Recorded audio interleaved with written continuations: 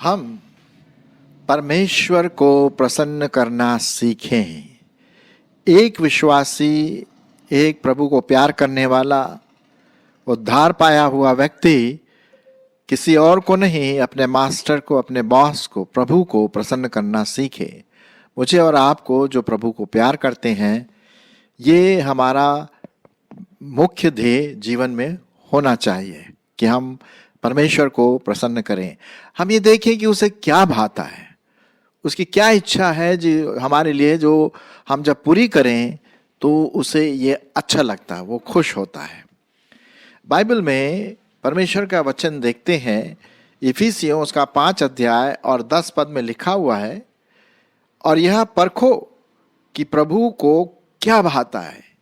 यह परखो कि प्रभु को क्या भाता है, और अंधकार के निष्फल कामों में सहभागी न हो, वरन उन पर उल्हाना दो, क्योंकि उनके गुप्त कामों की चर्चा भी लज्जा की बात होती है।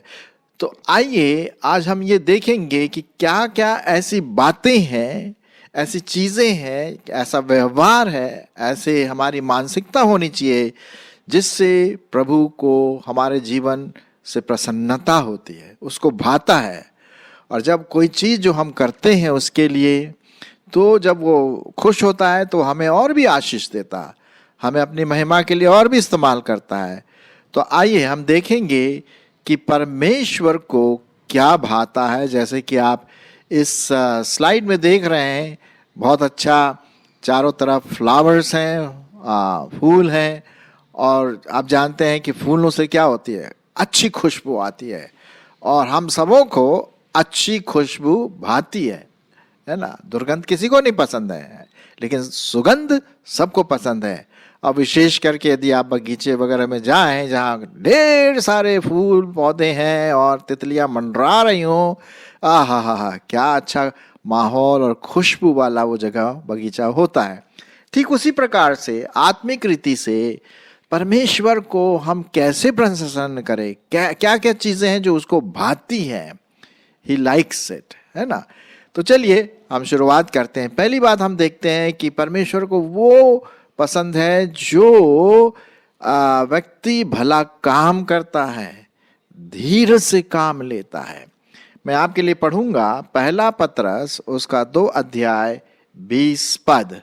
पहला पतरस उसका 2 अध्याय और 20 पद। यहां पर इस प्रकार से लिखा हुआ है, क्योंकि यदि तुमने अपराध करके घूंसे खाए और धीरज धरा तो उसमें क्या बड़ाई की बात है, पर यदि भला काम करके दुख उठाते हो और धीरज धरते हो तो ये परमेश्वर को भाता है। देखा ना, ये परमेश्वर को भाता है। क्या भाता है परमेश्वर को?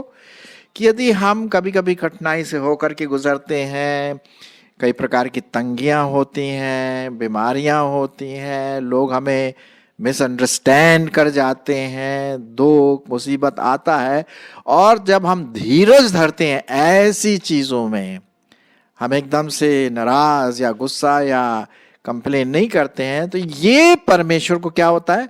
भाता है। ये परमेश्वर को भाता है। He loves it।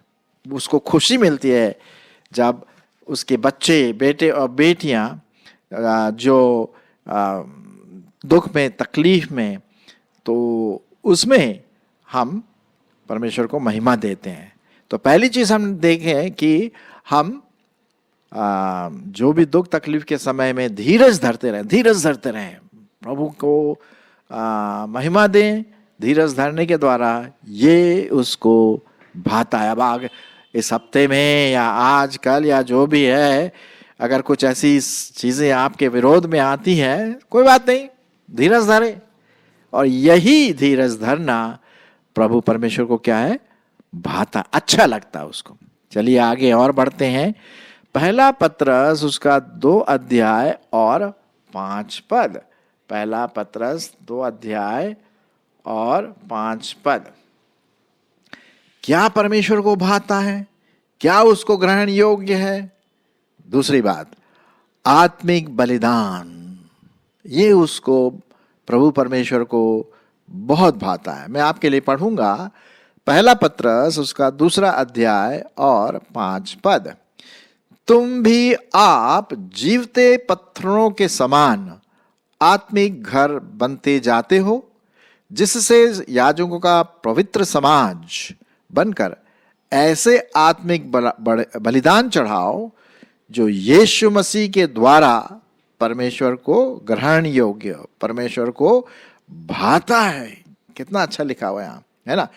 तो आप और मैं कौन है?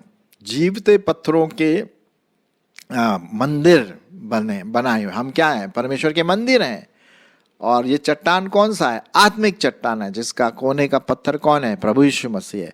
तो आप और मैं जो जीवते पत्थर के समान आत्मिक घर बनते जाते हो, जिससे याजकों का पवित्र समाज बन करके आत्मिक बलिदान चढ़ाओ।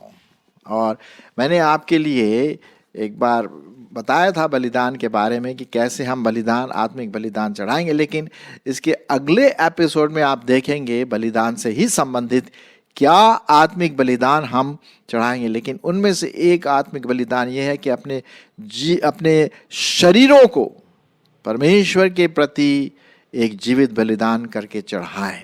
ये हमारी आत्मिक बलिदान होगी।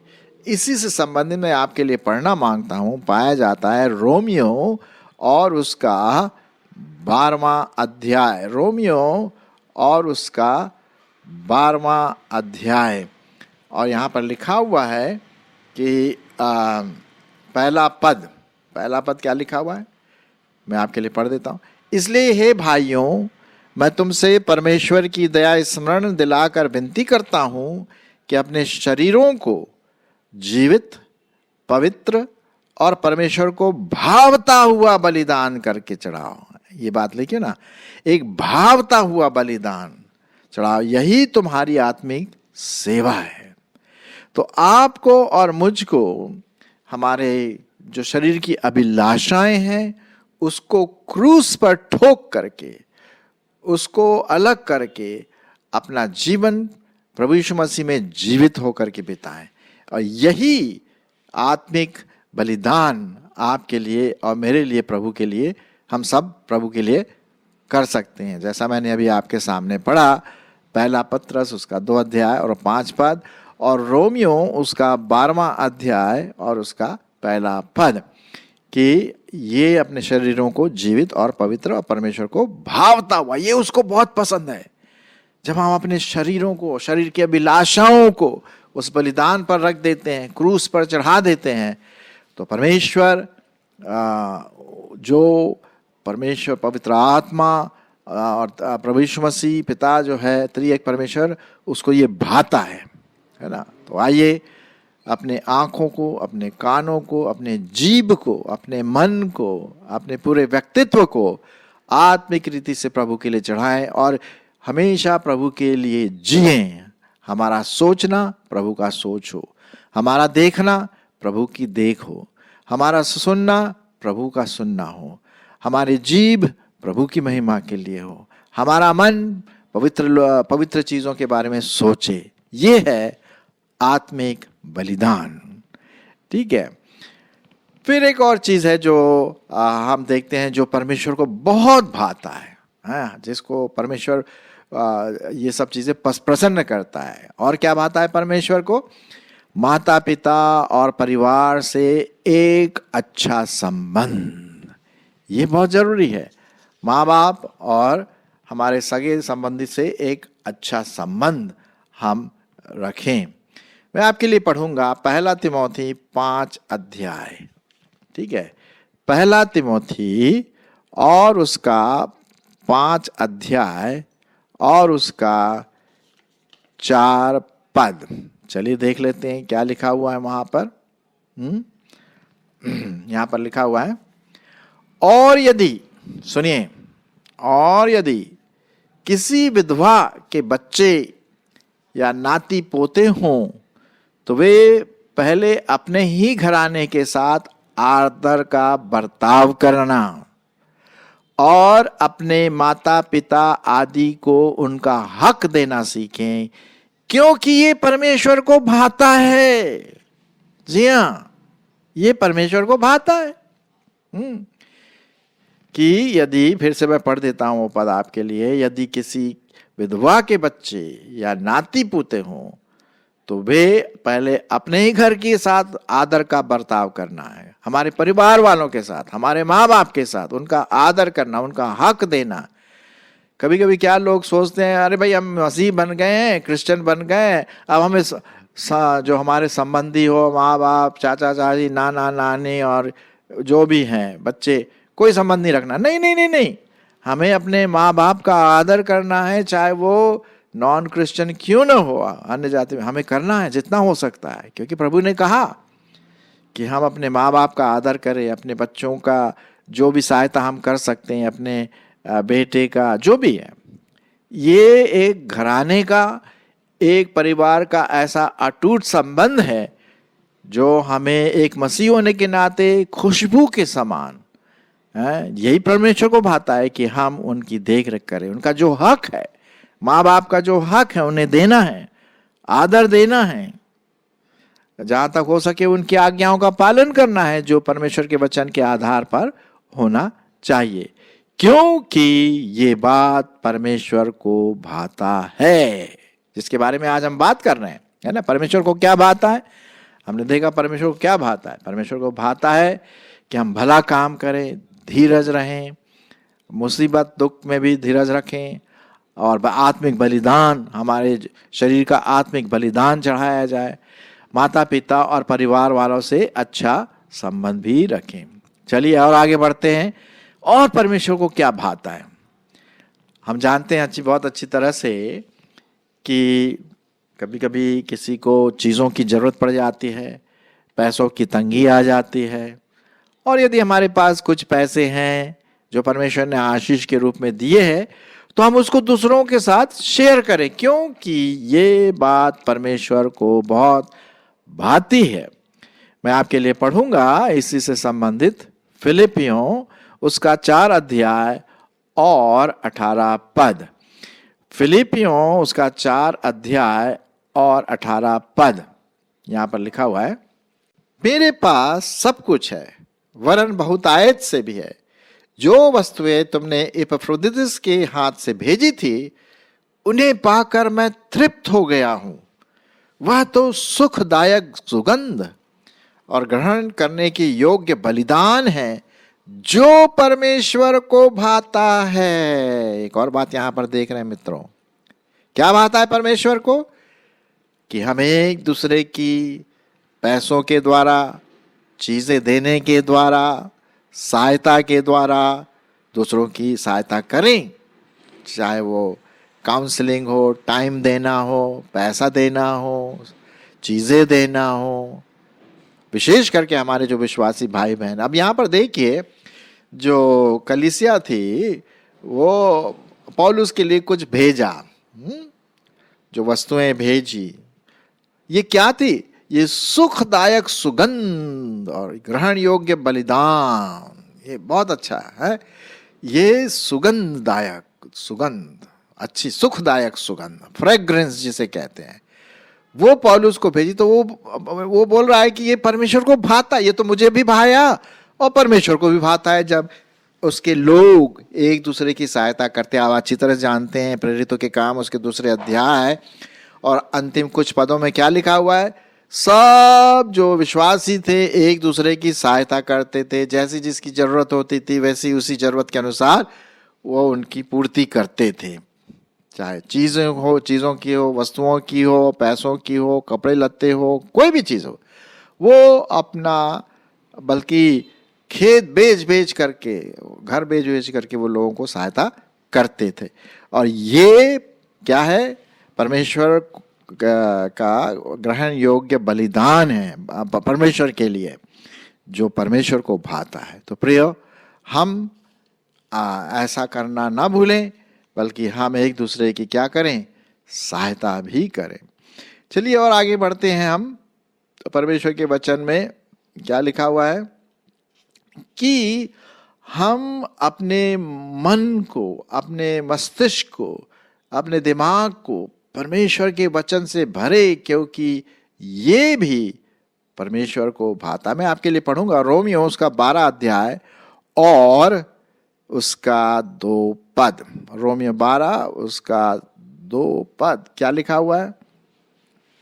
इस संसार के सदृश न बनो, परंतु तुम्हारे बुद्धि के नए हो जाने से तुम्हारा चाल चलन भी बदलता जाए, जिससे तुम परमेश्वर की भली और भावती और सिद्ध इच्छा अनुभव से प्राप्त करते रहो, मालूम करते रहो। तो ये भी परमेश्वर को बहुत भाता है कि हम अपने मस्तिष्क को, अपने दिमाग को हम परमेश्वर के वचन से भरे और हमारा मन नया होता चला जाए और हम संसार के समान ना चले। संसार तो बहुत उल्टी सीधी चीजें करता है। दुनियावी जो चीजें हैं वो बहुत पाप के दलदल में फंसी हुई है। हम जो विश्वासी हैं हम उनमें से निकल गए, ठीक है ना?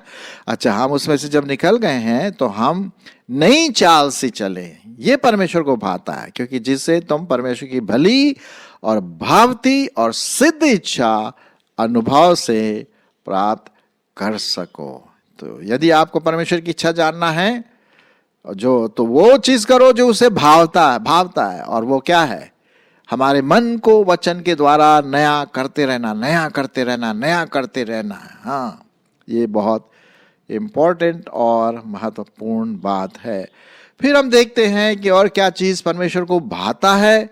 हमारे मुंह के वचन, दिल की बातें जो हम रखते हैं, कैसा है वो भी परमेश्वर को भाता है। अगर वो पवित्र है, परमेश्वर के वचन के आधार पर है, पवित्र आत्मा के बारे में है, तो परमेश्वर को भाता। मैं आपके लिए पढ़ूंगा भजन संहिता 19 अध्याय और 14 पद। भजन संहिता उसका 19 अध्याय और 14 पद क्या लिखा हुआ है? मेरे मुंह के वचन और मेरे हृदय का ध्यान तुझे ग्रहण योग्य हो, तुझे भाए, तेरे सम्मुख ग्रहण योग्य हो। हे यहोवा परमेश्वर, मेरी चट्टान और मेरे उद्धार करने वाले। मैं फिर से पढ़ देता हूं भजन संहिता 19:14।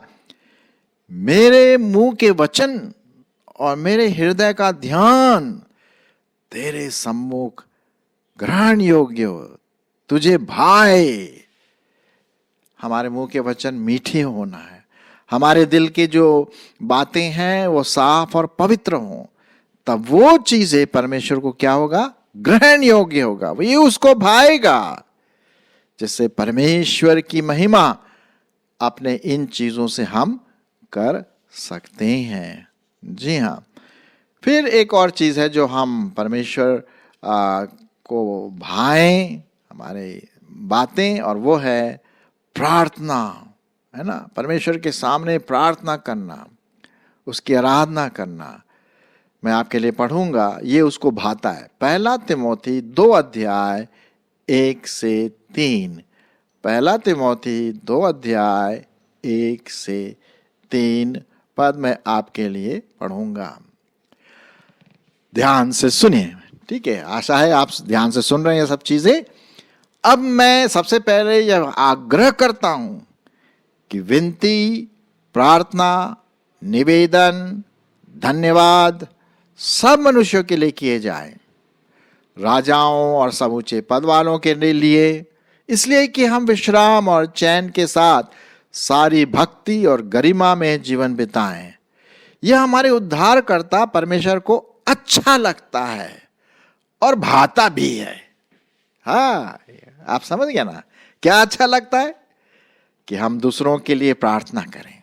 पहला पद में लिखा ना, प्रार्थना, निवेदन, धन्यवाद सब मनुष्यों के लिए, हमारे राजाओं के लिए, हमारे जो सरकार है, district magistrate, chief minister, prime minister, राष्ट्रपति, इनके लिए हम धन्यवाद दे, प्रार्थना करें।